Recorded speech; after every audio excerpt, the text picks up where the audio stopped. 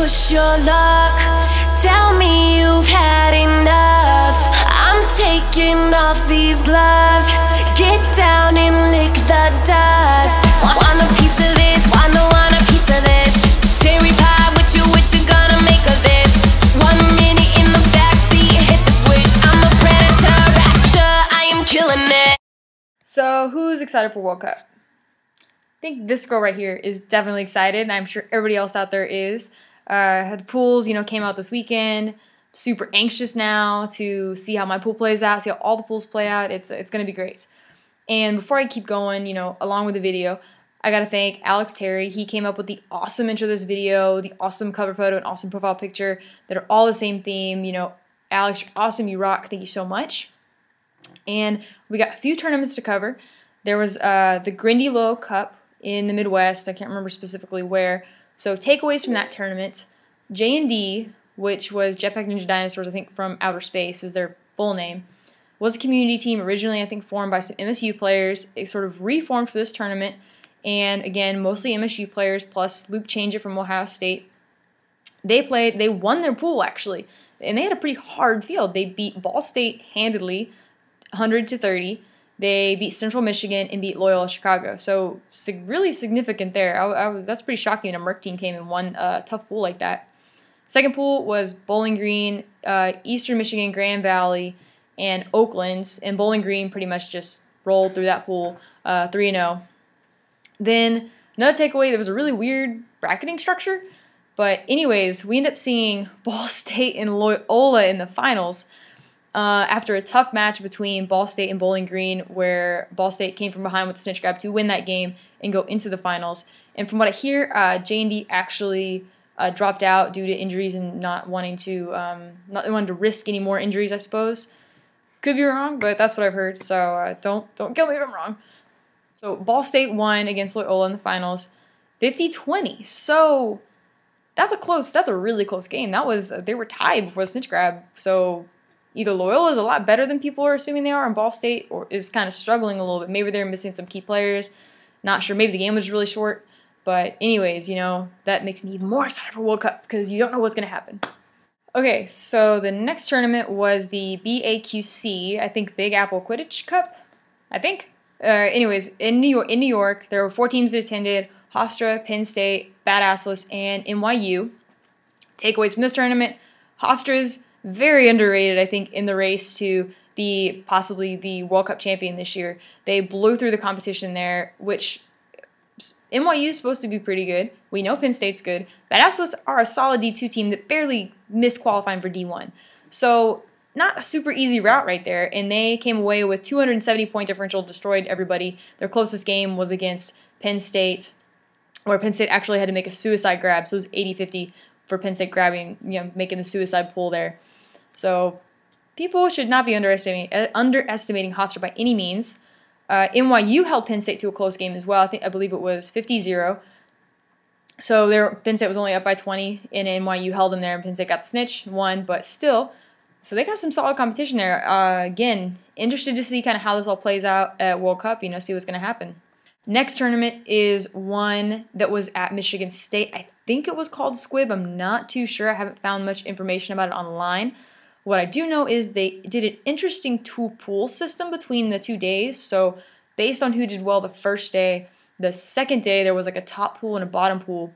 The top pool was made up of Michigan State, Michigan, Central Michigan, and Eastern Michigan. And there ended up being a 3-way tie between Central Michigan, Michigan State, and Michigan, where they all beat each other, lost to each other. I think every game was a snitch catch. It was a snitch catch game. 2 of them were 40 points difference with the snitch catch. So, and then the one game was only 30 points different. So basically, only in 2 of those games, a team was ahead by 10 points. In one game, they were tied. So that's usually how close the competition was. I think based on they did point differentials, Michigan State ended up winning or getting the first place ranking. Behind them, Central Michigan, and then Michigan. So from that, definitely huge takeaway is that Central Michigan definitely deserved to be in D1 by far. And then in Pot 3, I feel like they're going to make a lot of noise if they're able to compete with Michigan State and Michigan, who have been considered some of the best teams in the Midwest. So in my time playing Quidditch, from the beginning to now, there's definitely been a transition in what people think the most important position is. When I started playing, it was keeper chaser. You stuck your best players there, and you just kind of, beaters got the leftovers. That was the mindset. Now, though, it's kind of, well, it's not the opposite, but there's been a much heavier focus on getting solid beaters and improving beaters on your team, because it's been identified as like the most important position right now by most people.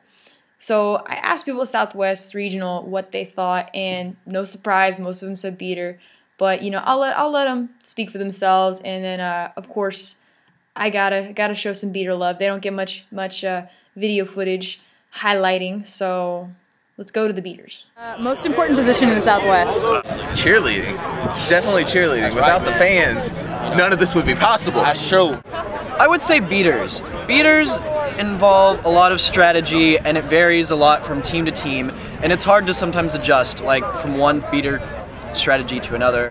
Beater. They're the last line of defense. Most important position ever is beater. Without good beaters, you have nothing. Say beater because your chasers can score all the points they want, but if the other team racks it up on you, your beaters don't hold the defense, there's no point. Headshot.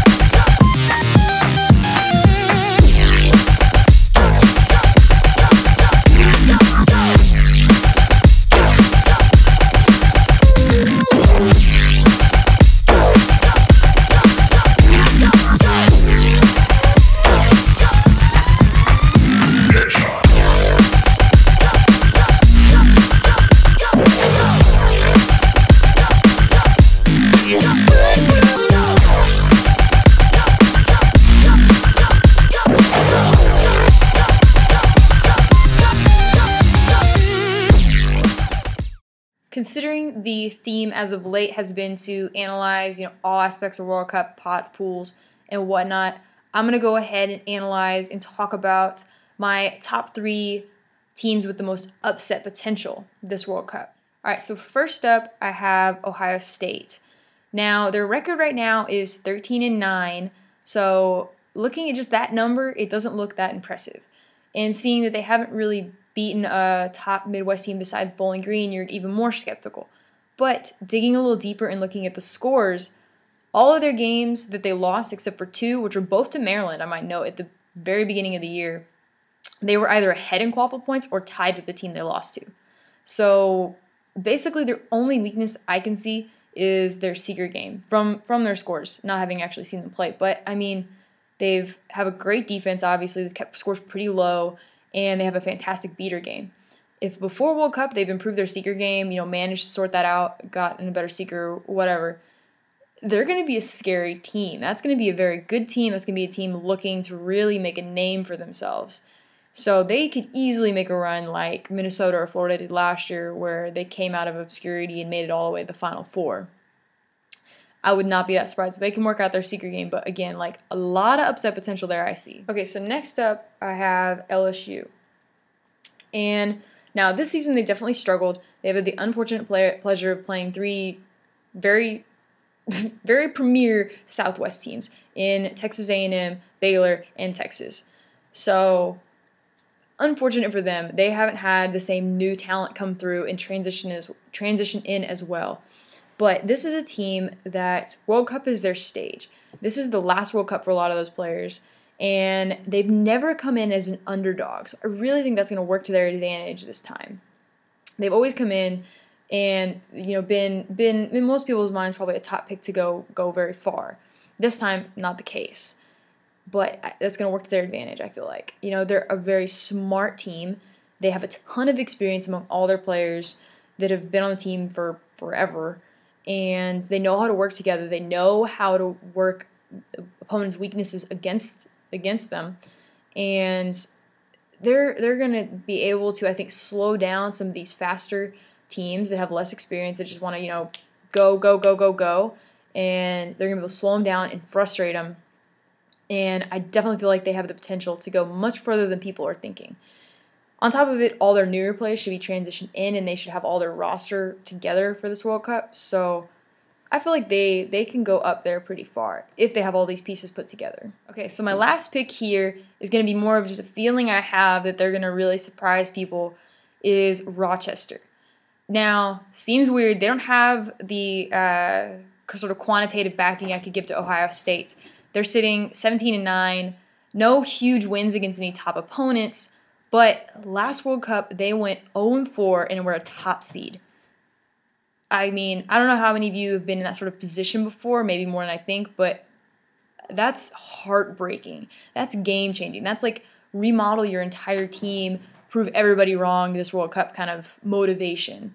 So with that kind of thing backing them, and then a lot of teams, going in, taking them for granted, I can guarantee they're going to play their hearts out, and they could easily have a few huge upsets, if not go kind of far in bracket play due to that.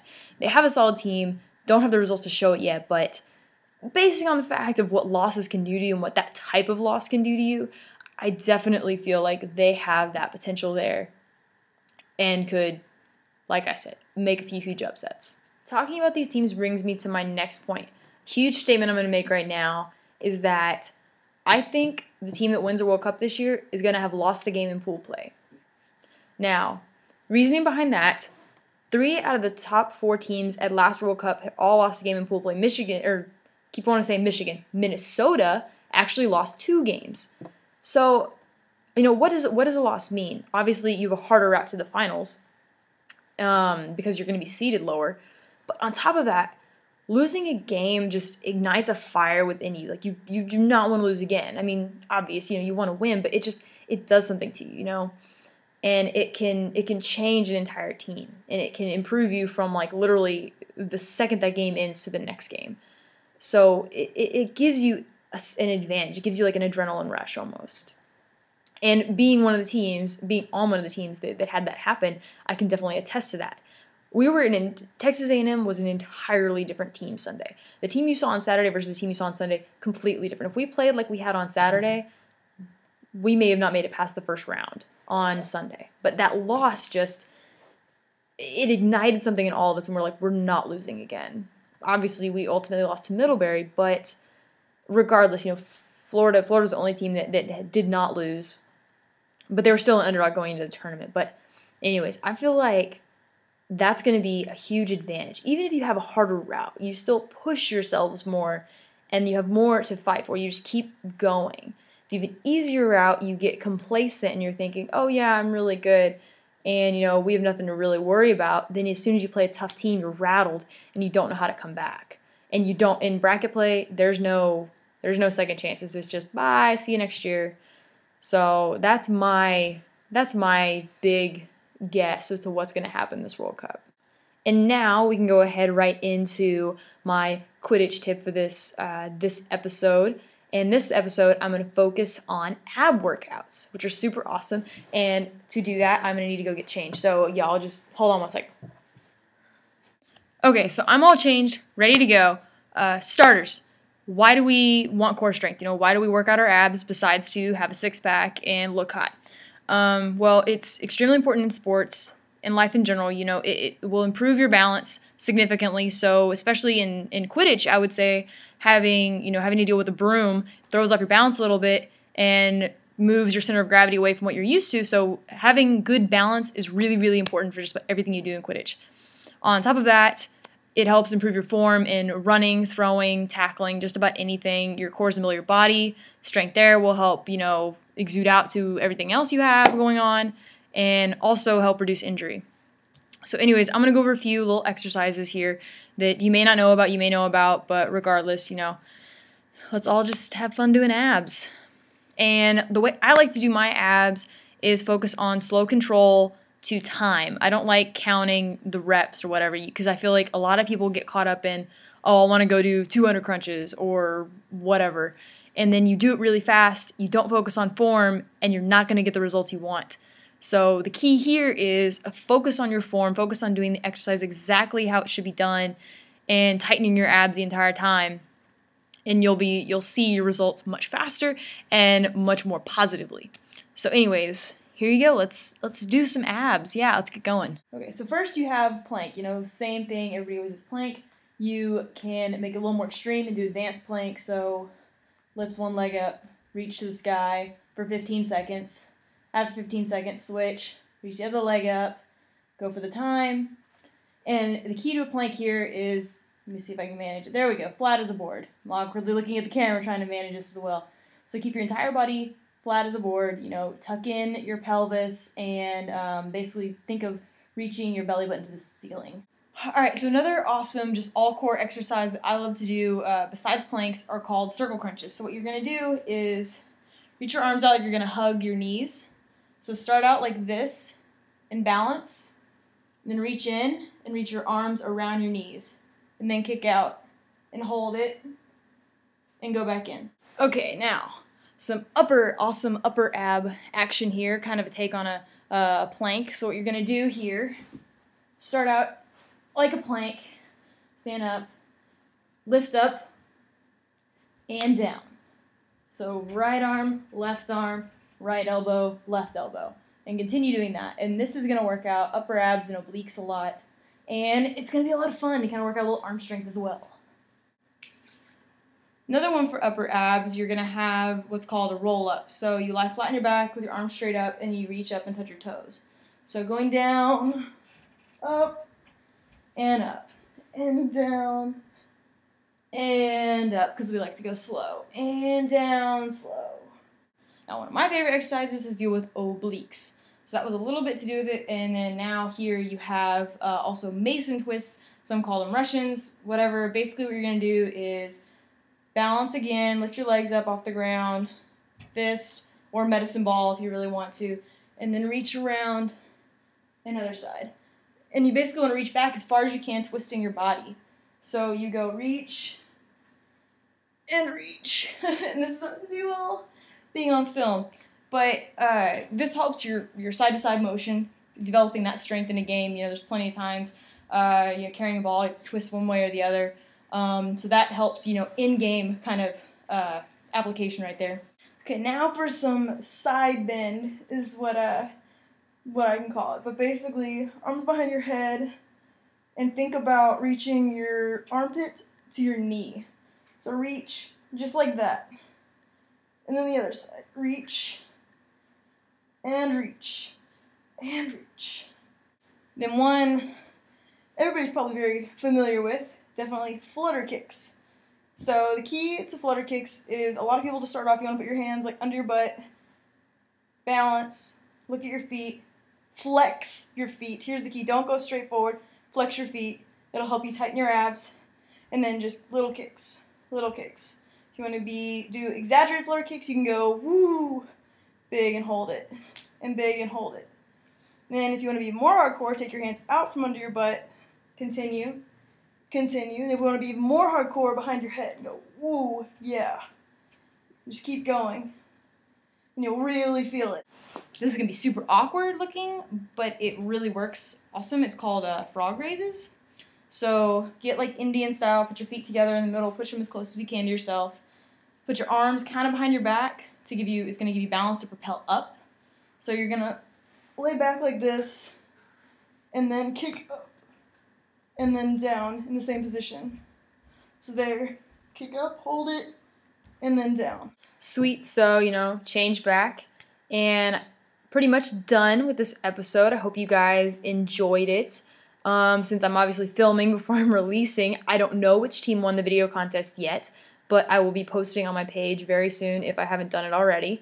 And as always, you know, subscribe, like my page, and I'll keep doing contests in the near future. And if you guys have ideas for the videos, please let me know. Please send me footage if you can, or let me know if I can, you know, steal your videos from online, because I can download them and use them. But I don't want to do it without your permission, so please just be like, hey, Molly, you have permission.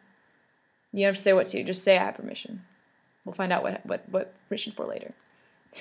But anyways, thank you guys, and I'll see you next time. Bye.